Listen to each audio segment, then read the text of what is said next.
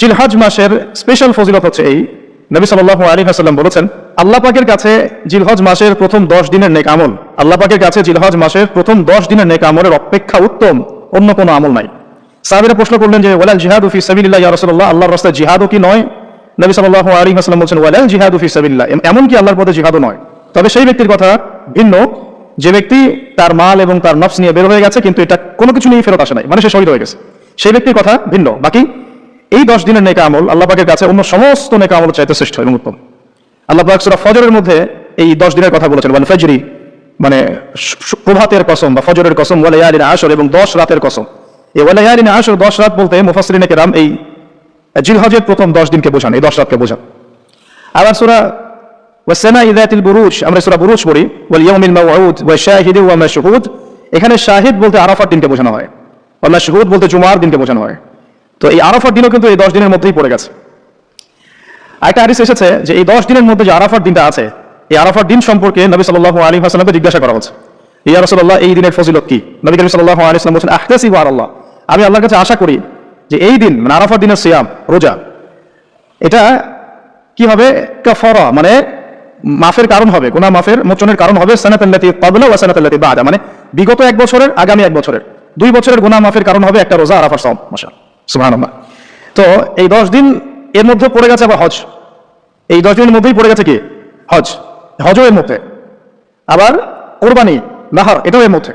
তার মানে এমনি নর্মাল ইবাদত, নর্মাল বলতে আমরা গতানুগতিক যে ইবাদত করি, সালাত, সিয়াম, সাদাকা, হজ, আবার কুরবানি, আবার আরাফার দিন, সবকিছু মিলে এই 10 দিন বা 10 রাত একসাথে। তাহলে এখান থেকে বুঝতে পারছি যে এর গুরুত্ব কতটুকু। এখন প্রশ্ন হচ্ছে আমরা এই 10টা দিন কিভাবে কাটালে পরে একটা ইফেক্টিভ 10 ডেজ কাটাতে পারবো জিলহজ মাসের। তা আমি কয়েকটা পয়েন্ট আপনাদের সাথে শেয়ার করি, আল্লাহ পাক আমাদের সবাইকে আমল করার তৌফিক দান করুন। প্রথম যে বিষয়টা খেয়াল রাখতে হবে সেটা হলো নিয়াত বিশুদ্ধ করতে হবে। প্রতিটা হাদিস গ্রন্থের একটা মৌলিক হাদিস হলো ইন্নামাল আমালু বিনিয়াত, আর একটা হাদিস হচ্ছে ইন্নামাল আমালু বিল খাওয়াতিম। আমল ডিপেন্ড করে নিয়াতের উপরে এবং আমল ডিপেন্ড করে শেষ পরিণতির উপরে। মানে একজন মানুষ ভালো পথে চলতে চলতে খারাপ হয়ে গেল, ওই অবস্থায় মৌত হলো, তার পরিণতি ভালো হলো না। একজন মানুষ খারাপ পথে চলছে, তওবা করে ফিরে আসলো, এসে ভালো পথে চলা শুরু করে এখানে মৃত্যুবরণ করলো, তার পরিণতি ভালো হবে। ইন্নামাল আমালু বিল খাওয়াতিম, আমল শেষের উপর নির্ভর করে, আর আমরা তো জানি না যে কার শেষ কখন। এই কারণে সবসময় আমলে ব্যস্ত থাকা উচিত। আল্লাহ পাক তৌফিক দান করুন। আল্লামা তাকি উসমানী দামাত বারাকাতুহু তার উস্তাদ তাকে বলতেন, তিনি তার কিতাবে লিখেছেন যে আমার উস্তাদ আমাকে বলতেন, আমার শাইখ আমাকে বলতেন যে প্রতিদিন দেহের যেমন খোরাক আছে ঠিক তেমনি প্রতিদিন আত্মার খোরাক জোগাড় করো। প্রতিদিন দেহের খোরাকের জন্য আমরা 5 বার 3 বার 4 বার খাওয়া দাওয়া করি, নাস্তা খাই, সব মিলে 4-5 বার খাওয়া দাওয়া করি, পানি পান করি, ভিটামিন নেই, প্রোটিন নেই, কার্বোহাইড্রেট নেই, মিনারেলস নেই, তাই না? দুধ খাই, কত কি খাই। তো এগুলো দেহের খাবার, অনেকের সাথে আবার হারামও কিছু খাবার খায়। আর রুহের খাবার, প্রতিদিন রুহের খাবার জোগাড় করো। তিনি বলছেন এভাবে যে অন্তত একটা সময় নামাজের পরে, ফজরের পরে বা মাগরিবের পরে বা আসরের পরে কিছুক্ষণ ধীর স্থির ভাবে নীরবে বসে থাকো, আল্লাহর জিকির করতে থাকো, কুরআন তেলাওয়াত করতে থাকো, তাসবিহ তাহলিল করতে থাকো, আল্লাহর কাছে দোয়া করতে থাকো, হোক শেষ রাতে বা ফজরের পর বা মাগরিবের পর বা ইশার পর, আপনার সুবিধা মতো সময়। ফজরের পর করতে পারলে বেশি ভালো হয়, শেষ রাতে করতে পারলে বেশি ভালো হয়। তো তাওস্তাদ তাকে বলতেন এটা হলো আত্মার খোরাক, এর মধ্য দিয়ে আমরা আত্মার খাবার পাই। আত্মা অসুস্থ হয়ে গেলে দেহ সুস্থ থাকে না। আমাদের সমাজে আমরা যারা চলাফেরা করছি আমাদের বেশিরভাগের প্রবলেম একটা, আমাদের আত্মাগুলো দূষিত। এখন আত্মাগুলো দূষিত, এটা আমি 100% গ্যারান্টি দিয়ে বলতে পারি। আত্মা দূষিত না হলে আমাদের চোখের হেফাজত করা সহজ হতো। আত্মা দূষিত না হলে আমাদেরকে সলাতে আসতে এত বেগ পেতে হতো না। আত্মা দূষিত না হলে সাদাকা যাকাত দিতে মনের মধ্যে এত কুণ্ঠতা, কি বলবো, এত মানে কনজাস্টেড ভাবনা চিন্তা আসতো না। আত্মা দূষিত না হলে কিন্তু আমরা আল্লাহ পাকের বিধান পালনে এত যুক্তি বিজ্ঞান দর্শন খুঁজতাম না। মানে আমাদের আত্মা কিন্তু অলরেডি কারাপ্টেড। তো এটা নিজের বিবেকের সাথে প্রশ্ন করলেই পাওয়া যাবে আয়নার সামনে দাঁড়ালে। তো এই আত্মা এখন বিশুদ্ধ করার জন্য আল্লাহ পাকে মৌসুমগুলো দিয়েছে। এই 10 দিন আমরা প্রথম যে কাজটা করতে পারি সেটা হলো নিয়াতটা বিশুদ্ধ করা হয়, যে আমি প্রত্যেকটা কাজ আল্লাহ পাকের সন্তুষ্টির জন্য করছি। এর আগে যারা দিনের পথে চলেছেন, কাজ করেছেন, শ্রম দিয়েছেন, দায়ী ছিলেন, মুহাদ্দিস, মুফতি, মুজাহিদ তারা ছিলেন, তারা একটা বিষয় খুব খেয়াল রাখতেন। অনেকগুলো কিতাব পড়াশোনা করে এই জিনিসটা আমি পেয়েছি, অনেকগুলো কিতাবই আছে যে তারা যে কোনো কাজ করার আগে একটু ধীর স্থির ভাবে বসতেন বা 1 মিনিট একটু চিন্তা করতেন, আগে নিয়াতটা খালেস করতেন, আমি এই কাজটা আল্লাহর জন্য করছি। আমরা ব্যস্ততার সাথে অনেক সময় চলাফেরা করে এই নিয়াতটা খালেস করার সময় পাই না।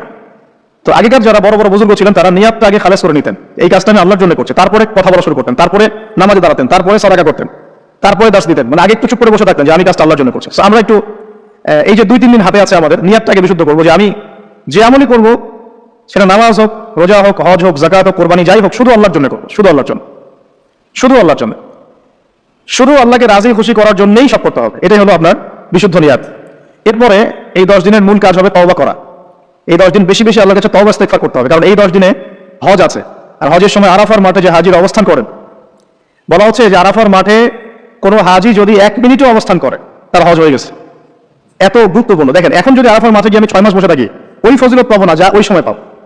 এটা আল্লাহর হুকুম, আল্লাহর হুকুমের এহমিয়ত এটা। এখন যদি আমি আপনি আরাফার মাঠে বসে থাকি সারাদিন সারা রাত, ওই ফজিলত পাবো না যেটা হজের সময় পাওয়া যাচ্ছে। হজের মাঠে আরাফার মাঠে যত হাজিরা আসবে, লক্ষ লক্ষ হাজি, তাদেরকে উদ্দেশ্য করে আল্লাহ পাক বলেন, ফেরেশতাদেরকে বলেন, দেখো আমার বান্দারা কি চায়, দেখো ওরা উস্কো খুস্কো চুল নিয়ে এসেছে, ধুলো মলিন হয়ে এসেছে। আরেকটা জায়গা আছে যে ওই দিন আল্লাহ রাব্বুল আলামিন এত অধিক সংখ্যক বান্দাকে জাহান্নাম থেকে মুক্তি দেন যেটা আর কখনো দেন না, এবং ওই দিন শয়তান নিরাশ হয়ে পড়ে। তাহলে এই 10 দিনে আমরা যারা যেতে পারছি না হজে, আমাদের কাজটা তাদের সাথে একাত্মতা পোষণ করে তওবা করতে থাকে। মানে ইউনিটিটা কেন? যেমন ধরুন একটা হাদিস বলি যে আরাফার জিলহজ মাসের চাঁদ ওঠার আগেই যারা কুরবানি করতে সক্ষম, আমরা যারা কুরবানি করতে চাই, তাদেরকে নখ চুল এগুলো কাটতে নিষেধ করা হয়, তাই না? চাঁদ উঠে গেলে নখ চুল এগুলো কাটতে নিষেধ করা হয়, এর হাদিসেই আছে। আর এর আগে কেটে ফেলতে বলা হয়, যে নখটা আগে কেটে ফেলেন, চুলটা আগে কেটে ফেলেন, দাড়ি আবার কাটতে যায় না, নখ আর চুল। তাতে কি হবে? আমরাও একটা, ওই যে যারা আমরা হজ করতে যেতে পারি নাই, তাদের সাথে আমাদের একটা একাত্মতা হলো, কিন্তু তারাও যেমন এগুলোকে স্যাক্রিফাইস করলেন, আমরা আমাদের জায়গা থেকে স্যাক্রিফাইস করলাম, এবং এই নেকিটা পেলাম, একটা কুরবানি নেকি পেয়ে গেলাম ইনশাআল্লাহ। কিন্তু আমি কিন্তু ওখানে গিয়ে কুরবানি করতে পারি নাই, তাহলে সারা মুসলিম বিশ্বের সাথে একটা একাত্মতা পোষণ করা হলো, ইউনিটি দেখা হচ্ছে এখানে। তো এই জিনিসটাই ওখানে তারা তওবা করেন, আমরা এই সারা এই 10টা দিন 10টা রাত তওবা ইস্তেগফার করতে থাকবো। আল্লাহ পাক তৌফিক দান করুন। আমি কমপক্ষে দিনে 100 বার আস্তাগফিরুল্লাহ ওয়া আতুবু ইলাইহি এটা বলা উচিত। এরপর একটা বললাম নিয়াত, এরপরে তওবা। এরপরে কাজটা হচ্ছে বলে ফেলেছে অলরেডি, যে আমাদের চুল নখ যেগুলো আছে এই 2-3 দিনের মধ্যে কেটে ফেলবেন। আগামী সোমবারে কিন্তু শুরু হচ্ছে আমাদের, তাই না? আগামী সোমবারে প্রথম জিলহজ শুরু হচ্ছে আর কি। তাহলে যদি সওম রাখতে চান তাহলে রবিবার রাতে সাহারি খেতে হবে। তো চুল নখ এগুলো যা যা আছে অন্য জায়গার পশম, এগুলো উঠিয়ে ফেলতে হবে, টানিয়ে ফেলতে হবে। ইনশাআল্লাহ একটা কুরবানি নেকি পাওয়া যাবে ইনশাআল্লাহ, অল্প একটু আমল করবে। আর 4 নম্বর কাজটা হচ্ছে এই 10টা দিন একটা ট্রেনিং সেশনের মতো নিয়ে নেই, 10 দিন 5 ওয়াক্ত নামাজটা জামাতে পড়ার চেষ্টা করি ইনশাআল্লাহ। আর যদি কোনো কারণে মিস হয়েও যায়, বাসায় time to the time on the time পড়তে হবে, একদম টাইমের মধ্যে, ওয়াক্তের মধ্যে। কোনো কারণে মিস হতে পারে, স্বাভাবিক মানুষ, বিভিন্ন সফরে থাকতে পারেন, প্রতিবন্ধকতা থাকতে পারে, কিন্তু বাসায় পড়লেও ওয়াক্ত মতো পড়ে ফেলতে হবে। মানে এই 10 দিন ট্রেনিং হবে নামাজের, কারণ এই 10 দিনের যে আমলগুলো, এর মধ্যে কিন্তু নামাজ অন্যতম একটা গুরুত্বপূর্ণ আমল। দেখুন, যার নামাজ নাই তার কিন্তু ইসলাম নাই, বাকি আমল অনেক পরের কথা। যার নামাজ নাই তার সাথে ইসলামের কোনো সম্পর্ক নাই। মানে তারাকা সালাতান মুতাআম্মিদান ফাকাদ কাফার, কেউ যদি ইচ্ছাকৃতভাবে তার উপর অর্পিত ফরজ নামাজকে ছেড়ে দেয়, সে কাফের হয়ে গেল। এটাই সবচেয়ে স্ট্রং ফতোয়া, সবচেয়ে মানে সহজ এবং নরম ফতোয়া দিয়েছেন ইমামে আজম আবু হানিফা রাহিমাহুল্লাহ। তার ফতোয়া সবচেয়ে নরম, বাকিদের আরো অনেক কঠিন। তিনি বলেছেন যে তাকে 3 দিন বা 7 দিন জেলখানায় বন্দী করে রাখতে হবে, যতক্ষণ পর্যন্ত না সে তওবা করে ততক্ষণ জেলখানায় থাকবে। তাকে প্রথমে 3 দিন 7 দিন সময় দিবে, তওবা করে ফিরে আসে কিনা, তওবা করে ফিরে না আসলে ওকে ওখানে রেখে দিবে, তওবা করে ফিরে আসলে ছেড়ে দাও। এই নরম ফতোয়া না এটা। অন্য ইমামদের ফতোয়া হচ্ছে ফাকাদ কাফার, সে ব্যক্তি কুফরি করেছে। এখন 10 দিনে অনেক আমলের কথা আমরা বলবো হয়তো বা সামনে, কিন্তু মূল আমলটা কি ভাই?